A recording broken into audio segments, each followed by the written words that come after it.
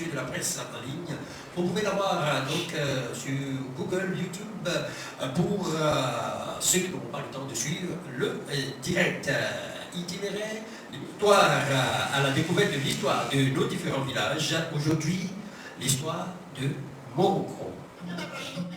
Sur l'histoire de nos peuples en général, partie déjà de ce piédestal.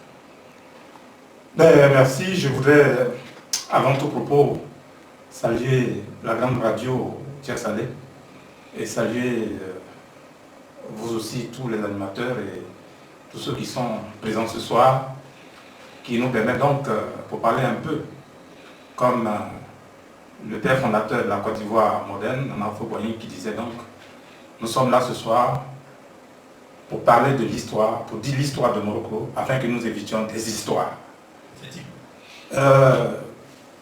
Je voulais dire, pour planter le décor, que je suis fils de Morocco. Moi, je suis né à Kassasso, précisément, dans ce petit de Morocco. On dit que, pour ceux qui ne connaissent pas Morocco, Morocco est un village Agni. C'est la capitale des Agni Amantiens, qui font partie donc du grand groupe Amantien qui est venu du Moronou pour s'installer à Tiersalé.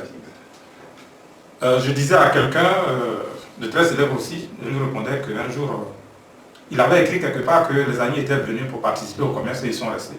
Parce que comme vous le savez, si nous prenons Tiersalé, Tiersalé c'est un melting pot. C'est la Côte d'Ivoire en miniature. Parce que pour ceux qui ne savent pas, Tiersalé dans le commerce colonial a joué un rôle très important. C'était un grand carrefour. Et à l'époque, le Grand Daman, pour ceux qui ne le sauraient pas, était navigable jusqu'à Tiersalé.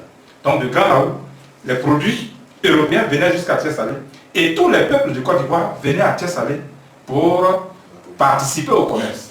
Donc au commerce que nous avons appelé à l'époque le commerce européen. Et c'est ainsi que beaucoup de peuples se sont fixés ici.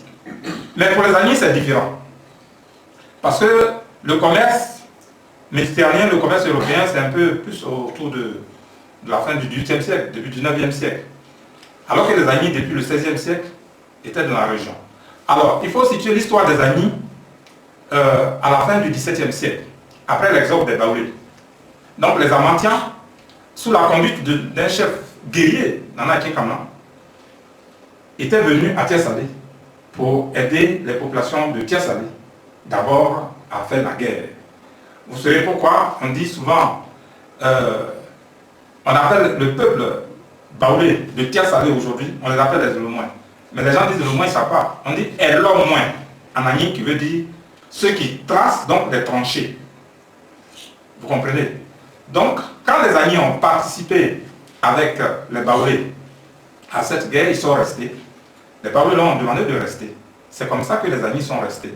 À l'époque, nous étions avec eux ici, et les Baoulés nous ont donné des terres. Les Baoulés de Tiersalé, aujourd'hui, qu'on connaît sous le nom des Olomoins, je ne vais pas rentrer dans les détails de famille, mais prenons sur le nom générique qui est Elomoin. Et donc, les Agni sont restés là, et jusqu'à la fin, j'avais dit à la fin du XVIIIe siècle, c'est pratiquement les Amantiens de Tiersalé ont commencé à régner sous, j'allais dire, sous la direction de Nana Kokrabiti. Pourquoi Nana Kokrabiti? Nana Kokrabiti est prince abbé. Il est de père abbé, donc de fils de Oria Kokra, et d'Amboma qui est une princesse amantienne. Et donc, Nana Kokrabiti, dans le principe akan, la royauté se transmet de façon matrilinéaire. Et donc, en tant que neveu, a hérité du trône amantien. Et c'est lui qui, étant héritier du trône amantien, alors que chez les abbés, c'est le contraire, c'est le système patrilinéaire, ayant hérité du trône amantien, a reçu donc, en termes d'héritage, la partie des terres des abbés, qui va donc de ce qu'on appellerait la Goville actuelle jusqu'au Nzin. Nzin, qui est la limite naturelle entre les Baoulés et les abbés. Donc cette partie-là, on lui a donné ça en héritage. C'est comme ça que, si vous voyez Morocco, vous verrez que les villages Agni sont sur la voie qui mène jusqu'à Mbato, jusqu'à Djekadioko, qui est notre origine naturelle. Donc vous verrez à Kassasso, que vous voyez que Kassasso n'est que des campements des frères de Nanabiti ou des sœurs de Nonambiti qu'il a installées sur la route jusqu'à Morocco. Donc voilà un peu ce qui explique l'histoire. Et donc, par le peuplement, la vague de peuplement de Tia-Salé, vous verrez les peuples, comment nous sommes fixés dans la nature, au niveau géographique. Vous voyez que quand on avance vers l'est, c'est les Agnis que vous trouvez. Les Abels, les villages Abels jusqu'à Agoville, les villages Agnis jusqu'à Mato, et puis les villages Babé jusqu'à Tumodi, etc. Donc, on a aussi des peuples, d'autres peuples qui sont venus. Je disais à quelqu'un que même, il y a des rebelles de Tia-Salé, il y a des Bétés de Tia-Salé, il y a des Bureaux de Tia-Salé. Et donc, Tia-Salé, c'est un véritable maître impôt. Alors, parlant de Morocco, donc comme je l'ai dit, c'est Nonambiti qui a fait, si vous voulez, c'est sous son règne que les Amantiens ont atteint leur apogée à Tia-Salé. Alors, merci beaucoup. Ça, c'est, j'allais dire que c'est la question, j'allais dire, la plus importante. Et c'est pour cela que j'ai tenu à être là, à ce rendez-vous. Il faudrait qu'on retienne ceci. Les Agnis Amantiens font partie du grand groupe Arcan, mais qui ont une particularité, c'est les Amantiens. Je ne vais pas revenir ici pour ne pas être long. Mais chez les Amantiens, les Agnis Amantiens que nous sommes, donc pour nous, à Morocco, le chef n'est pas nommé.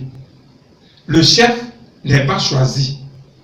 Le chef est né pour être chef. C'est dommage, dans la civilisation Agni, il y a des gens qui sont nés pour gouverner, il y a des gens qui sont nés pour être gouvernés. Il faut qu'ils retiennent ça.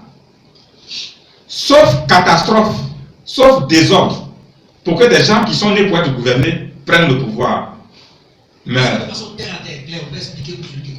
pour celui qui ne comprend pas, parce que je prends un exemple, dans certaines civilisations de notre peuple, la Côte d'Ivoire, ça s'acquiert par la force, on choisit selon donc, la domination de telle ou telle famille. Quand le domaine change, si c'était la famille X, ça peut devenir la famille Z. Quand vous dites que le chef est né.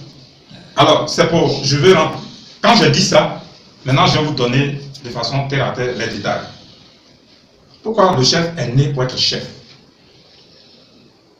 Le chef est né pour être chef selon un principe qui est défini, qui est le principe matrilinéaire. C'est pourquoi vous verrez que chez nous, les Amantiens, les enfants du roi ne sont pas les princes héritiers, mais ce sont les neveux du roi qui sont les princes héritiers. Mais pas n'importe quel neveu, les neveux de ses sœurs. Étant donné que chez nous, il n'y a pas de cousine, il y a frères et sœurs. Donc ce sont les enfants garçons des sœurs du roi qui héritent donc du roi. C'est ce qu'on appelle en français les neveux.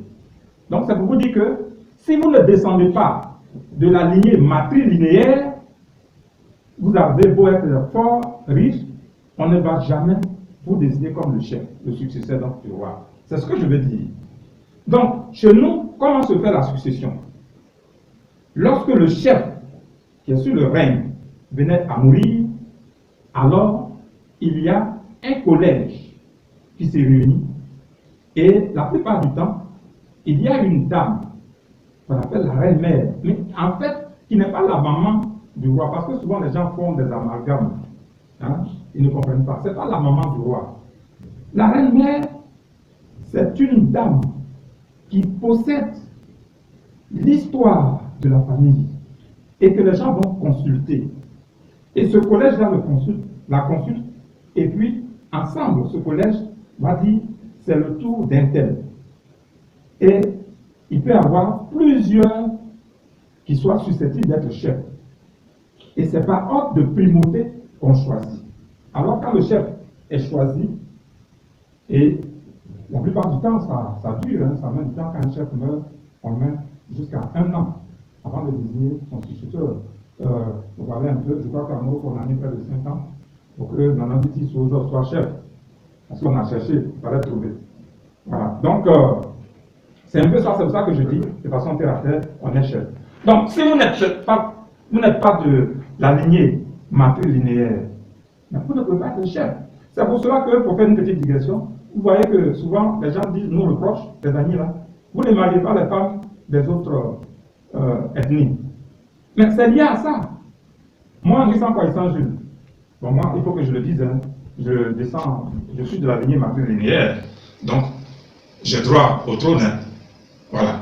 Je descends de Conan, non, qui a mis Ngesankwa, qui a mis Kouamboma, et moi je suis le fils de Kouamboma. Donc, le problème ne se pose pas à mon niveau. Voilà. Mais je ne veux pas la chefferie. Voilà. Moi je veux être président de la République. Voilà.